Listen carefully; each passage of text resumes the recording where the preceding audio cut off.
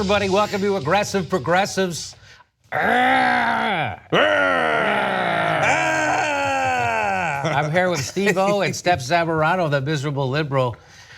Oh, what a day, huh? What a day it was last night. Steve, do you want? We're going to talk. Here's what we're going to talk about today. We're going to talk about the State of the Union, but not too much about Trump, more so about the Democrats' response or the lack of an actual response. Then Bernie. We'll talk a little. I don't have any Bernie tape. All right, we'll talk about that because we know what Bernie says. He says the same thing every time, which is good, by the way. I'm not saying that's bad. That's good that he says the right thing. And then we're going to talk about the DCCC. That's the committee that's supposed to help people get elected to Congress if they're Democrats. They're actually, again, working against progressives. We're going to show you how. What a surprise. What a surprise. Also, we're going to take a look at Trump's got a new policy, got a new tariff on solar panels. Is that going to help or hurt workers in America? The answer just may surprise you, or will it? Then if we have time, a Washington Post editorial writer says she is done with Hillary Clinton. Why? The answer will definitely surprise you. So right now, let's start off with what I think about the State of the Union. And it's not just Trump. I hated it when Bill Clinton did it. I hated it when George Bush did it. I especially hated it when Barack Obama did it. What I mean is using a military person for a prop in the audience. Stop fucking doing that. And everyone has to stand up and applaud because he's a military person. What's the difference between a military person and a fireman and a social worker and a teacher? They're all sacrificing their life to try to help other people. So why do we just honor that one? I'll tell you why. Because the military-industrial complex doesn't make $750 billion a year off teachers. They don't make $750 billion a year off firemen. They don't make $750 billion a year off of doctors or nurses assistants or social workers. They don't, or somebody helping the homeless, or somebody working in a soup kitchen. They don't make any money off those people, but they do make money off what? Off soldiers. So now if we can make you believe that the soldier is the thing that we're all behind, then you'll be willing to spend an extra $80 billion this year on bombs that we don't need to help go blow up poor brown people in other countries that aren't a threat to us so that they can make money and we don't get to have shit that we want, like free college and single payer health care. And a living wage. So it's all a big distraction. Barack Obama did it as good as anybody. And it's about time we stop standing up and applauding when someone uses a soldier as a prop. That's not disrespectful to the soldier. That's what you're doing is you're disrespecting propaganda because that's all it is. And here, so not only did Trump, use the military, and they all buy it. It's not just Trump, but he's the president now. So he's the one. God, that's so weird to say that. But Trump is the president now. And so here's a little compilation Tim Collins, our producer, put together of all the different political props he uses, not only military, but cops, firemen, and victims of crime. So here, let's watch. We saw the volunteers of the Cajun Navy racing to the rescue with their fishing boats to save people in the aftermath of a totally devastating hurricane. We saw strangers shielding strangers from a hail of gunfire on the Las Vegas Strip. We heard tales of Americans like Coast Guard Petty Officer Ashley Leopard, who is here tonight in the gallery with Melania. Ashley, we all thank you. Thank you very much. We heard about Americans like firefighter David Dahlberg. Thank you to David and the brave people of California. Thank you very much, David. With us tonight is one of the toughest people ever to serve in this House, Congressman Steve Scalise. We're incredibly grateful for the heroic efforts of the Capitol Police officers, the Alexandria Police, and the doctors, nurses, and paramedics who saved his life and the lives of many others. Here tonight is Preston Sharp, a 12-year-old boy from Redding, California. He decided all by himself to change that and started a movement that has now placed 40,000 flags at the graves of our great heroes. Preston, a job well done. Thank you. Great future. Thank you very much for all you've done, Preston. Thank you very much. Here tonight are two fathers and two mothers, Evelyn Rodriguez, Freddie Cuevas, Elizabeth Alvarado, and Robert Mickens. Their two teenage daughters, Kayla Cuevas and Nisa Mickens, were close friends on Long Island. These two precious girls were brutally murdered while walking together in their hometown. Here tonight is one leader in the effort to defend our country, Homeland Security Investigation Special Agent Celestino Martinez. So I just want to congratulate you, CJ. You're a brave guy. Thank you very much. Ryan Holetz is 27 years old, an officer with the Albuquerque Police Department. He's here tonight with his wife, Rebecca. Ryan and Rebecca, you embody the goodness of our nation. Thank you. Army Staff Sergeant Justin Peck is here tonight. And Justin is wearing his new Bronze Star with a V for Valor. Staff Sergeant Peck, all of America. Otto Warmbier was a hard-working student. Otto's wonderful parents, Fred and Cindy Warmbier, are here with us tonight, along with Otto's brother and sister. Please. So, thank you very much. Thank you. So, again, no disrespect to any of those people being honored. It was weird to see an African-American family stand up for Trump like that. That was weird to me because apparently their kid was murdered by illegal, or right? That's the whole point of him highlighting those people. It's like it was an exercise in propaganda and in xenophobia, and those people are pawns. And you're standing up. What you're doing is propping up a fucking Trump. That's what you're doing. Again, it's horrible what you're doing, and they don't know they're doing it, so you can't really hold them responsible. But it would be nice if more people, after they did shit like that, said stuff like this afterwards, so then the next time President Trump or any other president asked you to come be a prop in a political propaganda speech, that they'll remember things like this or other people saying and go, oh no, I don't want to be a prop. This was special to me. My kid died, or I saved some people's life, and I didn't do it so I could be used in the agenda of the 1%, which is exactly what it is. And they're being used for more. Oh, look at the guy, he has a Bronze Star and a V for Valor in a bullshit, pointless, fucking terrorism exercise that the United States has been raining down on the rest of the world since, I don't know, forever. So, why don't you read General Smedley Butler? He'll tell you that when you go to war, you're not going to war for freedom, liberty, or the Constitution. You're going to war at the behest of corporations so you can steal natural resources from indigenous people, or for oil.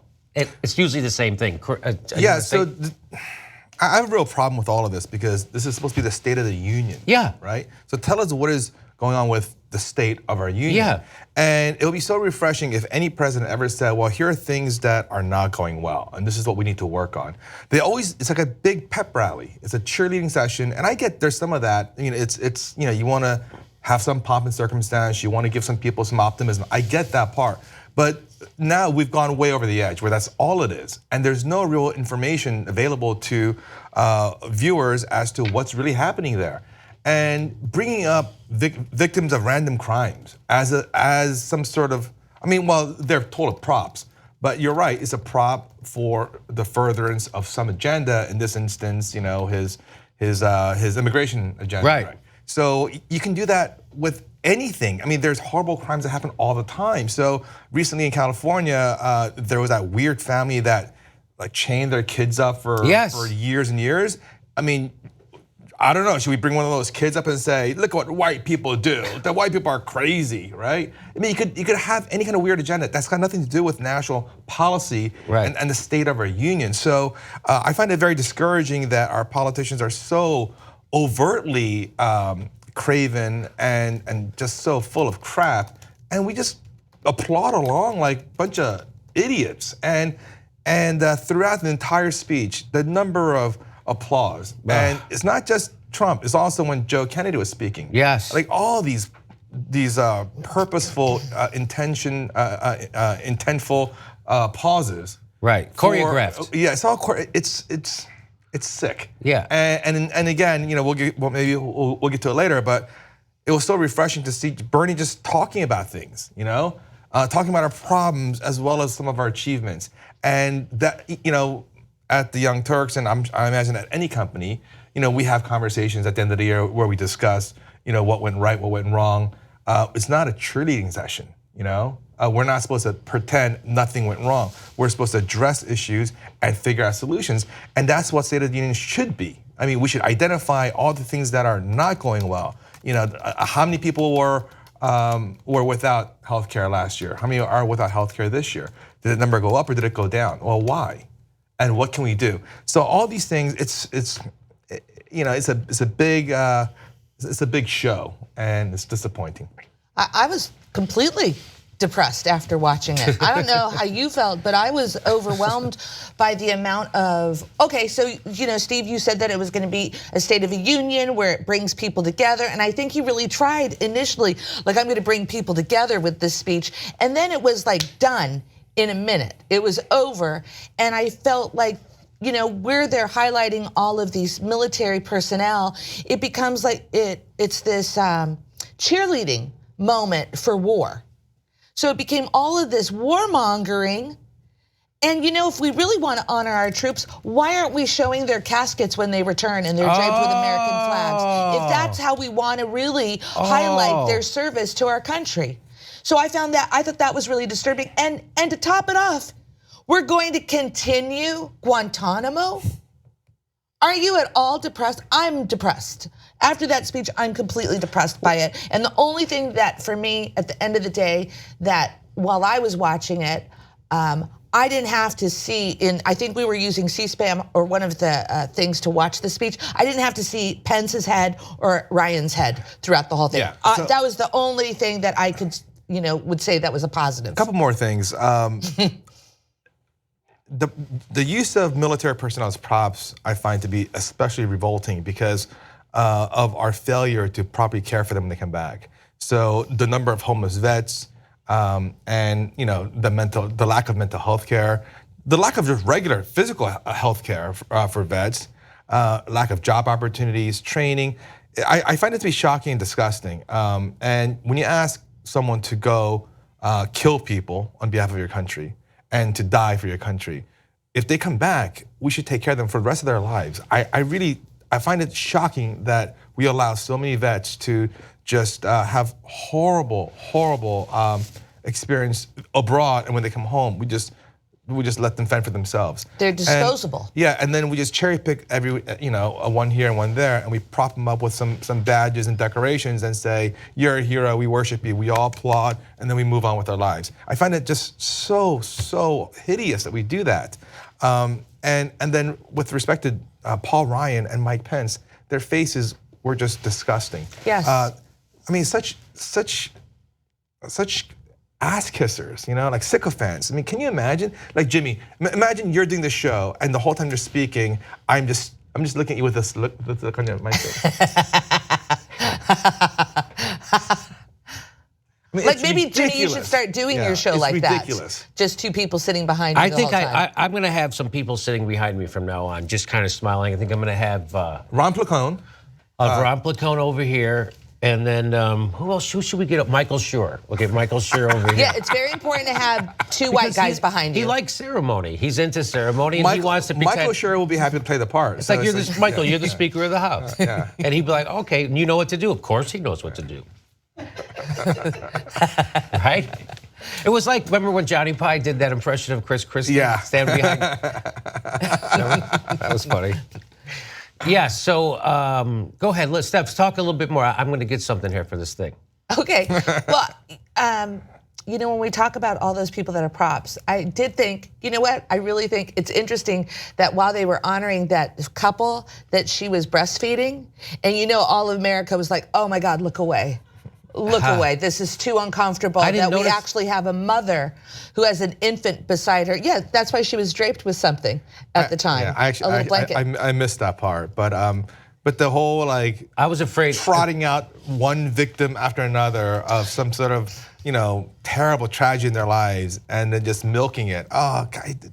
You notice they never show you a military personnel who has had brain trauma or face trauma.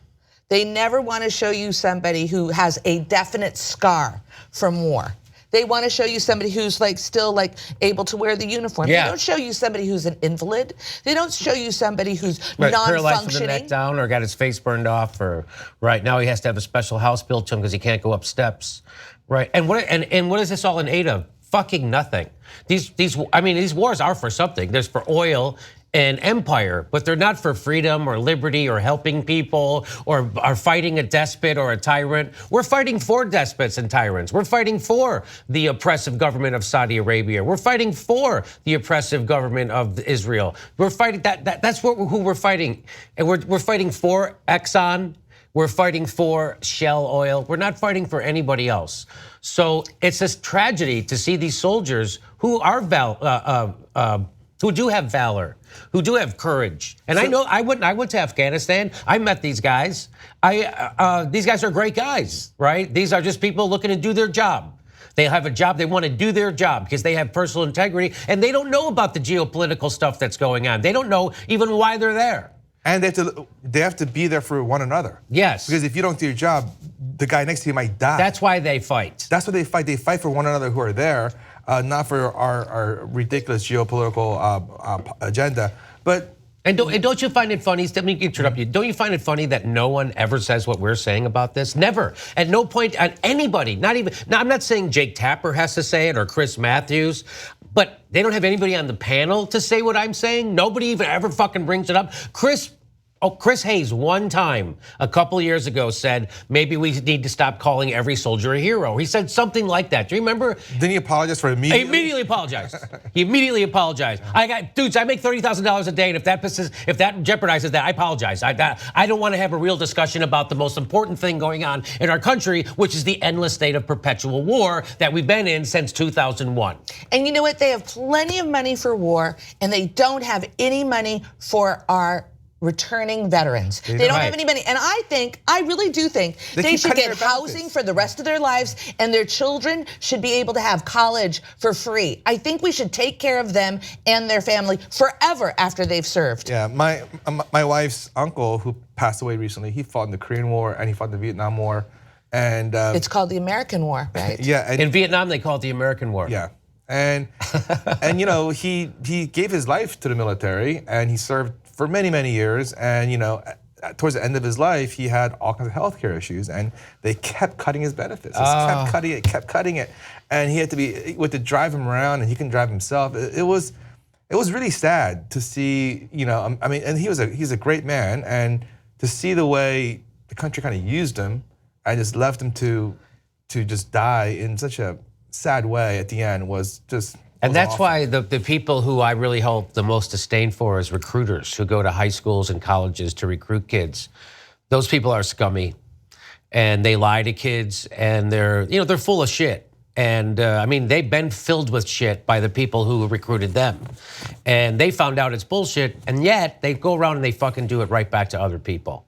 So we met some people in San Diego when we did our live show down there. Who actually are anti-recruiters. Who served in the military. They served in the military. They're ex-military who then go talk to high school kids and college kids and tell them the truth about what service is about.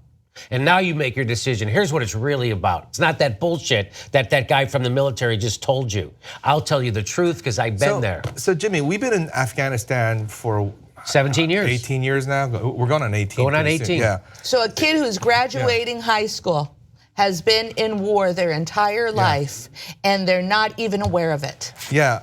And that's troubling. So they don't know of life without war. So this is literally America's greatest war, right? This is the longest war we've ever had. Right.